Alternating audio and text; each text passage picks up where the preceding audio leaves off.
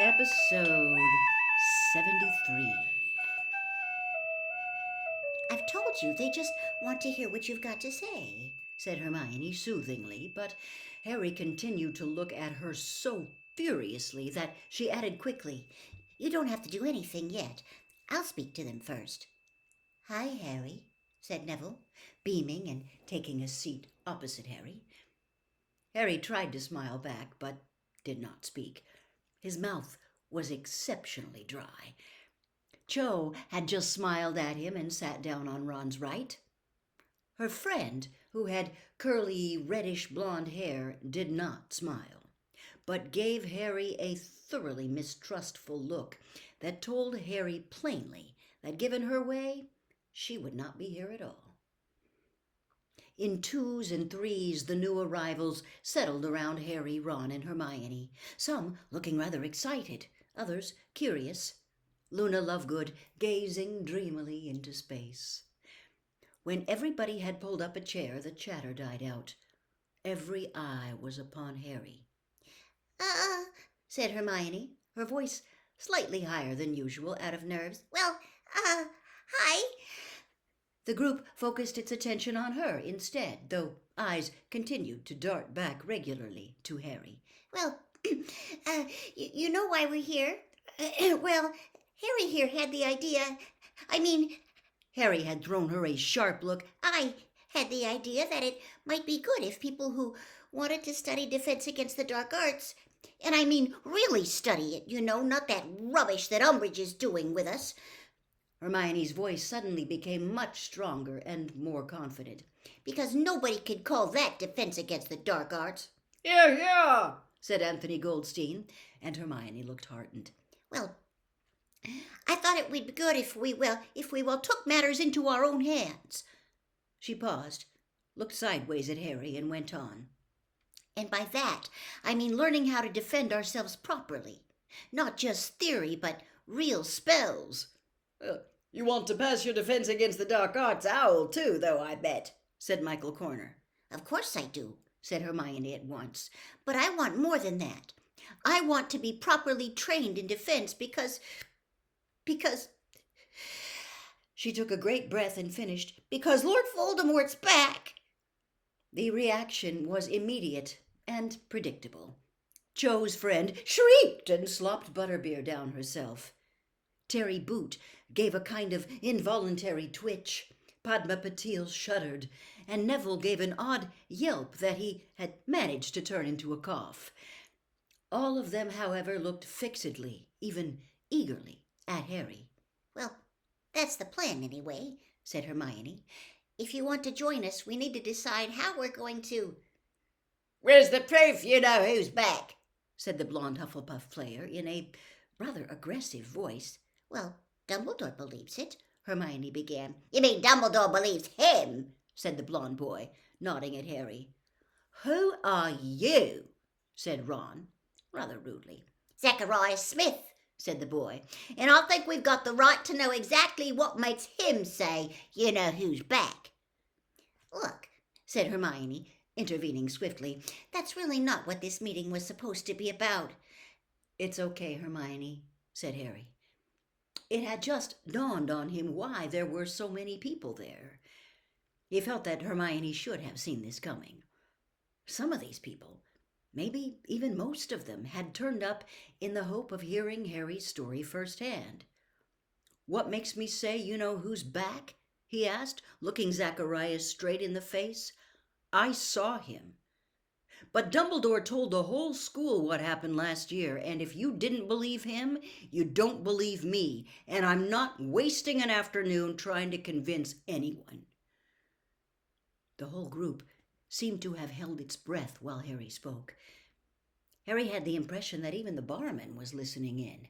He was wiping the same glass with the filthy rag. It was becoming steadily dirtier.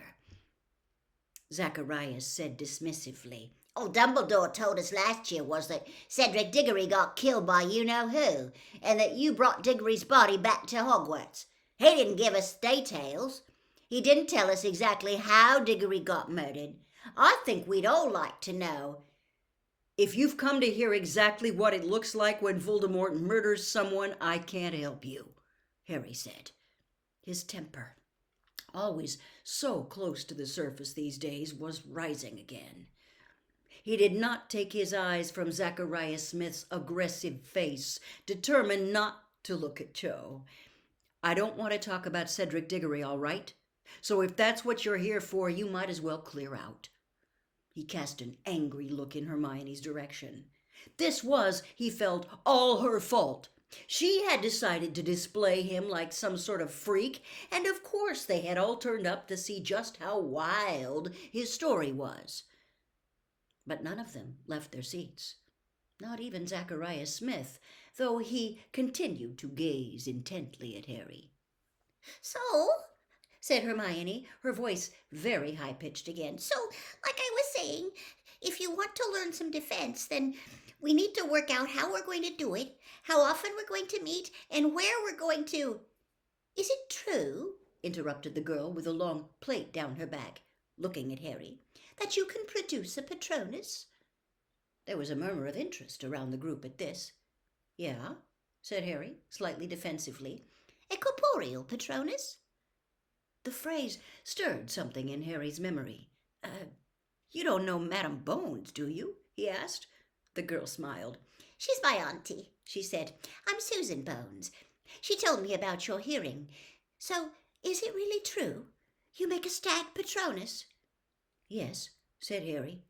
Blimey, Harry, said Lee, looking deeply impressed. I never knew that. Mum told Ron not to spread it around, said Fred, grinning at Harry. She said you got enough attention as it was. She's not wrong, mumbled Harry, and a couple of people laughed. The veiled witch, sitting alone, shifted very slightly in her seat. And did you kill a basilisk with that sword in Dumbledore's office? Demanded Terry Boot. That's what one of the portraits on the wall told me when I was in there last year. Yeah, I did. Yeah, said Harry. Justin Finch Fletchley whistled, and the Creevy brothers exchanged awestruck looks. Lavender Brown said, "Wow," softly. Harry was feeling slightly hot around the collar now. He was determinedly looking anywhere but at Cho. And in our first year, said Neville to the group at large, he saved that sorcerer's stone. Sorcerers, hissed Hermione. Yes, that from you-know-who, finished Neville. Hannah Abbott's eyes were as round as galleons. And that's not to mention, said Cho. Harry's eyes snapped onto her. She was looking at him, smiling. His stomach did another somersault. All the tasks he had to get through in the Triwizard Tournament last year. Getting past dragons and merpeople and acromantulas and things. There was a murmur of impressed agreement around the table. Harry's insides were squirming. He was trying to arrange his face so that he did not look too pleased with himself. The fact that Cho had just praised him made it much, much harder for him to say the thing he had sworn to himself he would tell them. Look, he said, and everyone fell silent at once. I don't want to sound like I'm trying to be modest or anything, but I had a lot of help with all that stuff. Not with the dragon you didn't, said Michael Corner at once. That was a seriously cool bit of flying. Yeah, well, said Harry, feeling it would be churlish to disagree. And nobody helped you get rid of those Dementors this summer, said Susan Bones. No, said Harry. No, okay, I know I did bits of it without help, but the point I'm trying to make is... Are you trying to weasel out of showing us any of this stuff? Said Zacharias Smith. Here's an idea, said Ron loudly, before Harry could speak. Why don't you shut your mouth? Perhaps the word weasel had affected Ron particularly strongly. In any case, he was now looking at Zacharias as though he would like nothing better than to thump him. Zacharias flushed. Well, we've all turned up to learn from him, and now he's telling us he can't really do any of it, he said. That's not what he said, snarled Fred Weasley. Would you like us to clean out your ears for you? Inquired George, pulling a long and lethal-looking metal instrument from inside one of the Zonko's bags. or any part of your body, really. We're not fussy where we stick this," said Fred.